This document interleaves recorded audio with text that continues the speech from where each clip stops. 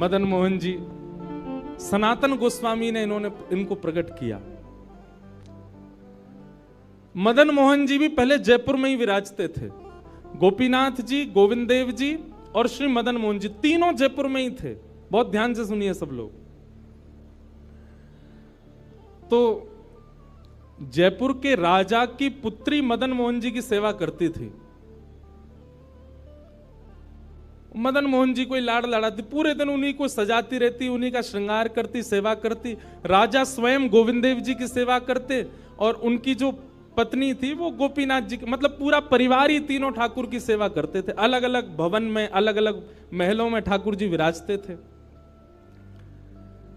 तो राजा की पुत्री का विवाह हुआ करौली राजस्थान में, जहां मदन मोहन जी अभी विराजते हैं।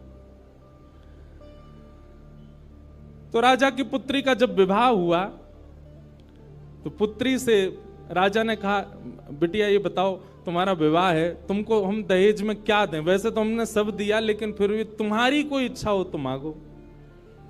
उसने कहा, पिताजी मुझे सबसे ज्यादा प्रेम श्री मदन मोहन जी से है। आप माता जी और पूरा परिवार गोविंद देव जी, गोपीनाथ जी की सेवा किया करो। मदन मोहन जी को मैं ले जाऊं अपने साथ, अपने ससुराल में इनकी सेवा करूंगी। बड़ी अच्छी कथा है, ध्यान से सुनना।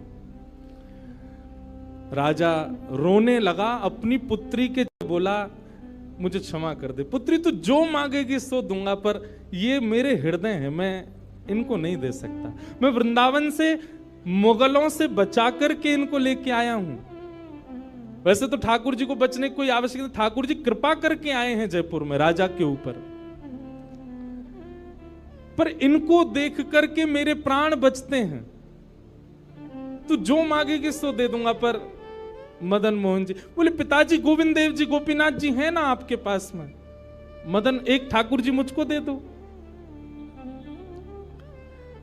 यहां राजा की जिद हो गई, नहीं दूंगा। पुत्री की जिद हो गई कि मुझे तो चाहिए, नहीं तो मैं विदाई नहीं होंगी।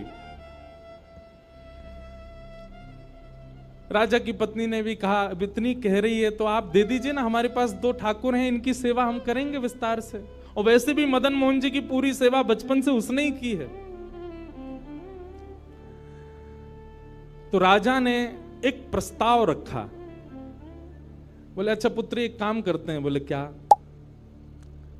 मैं तेरी आंख पे पट्टी बांधूंगा और आंख पे पट्टी बांध करके मदन मोहन जी जैसे 7 स्वरूप तेरे सामने खड़ा करूंगा, जिनमें से 6 स्वरूप जो होंगे वो मैं बनवाऊंगा और 1 स्वरूप वास्तविक मदन मोहन जी होंगे।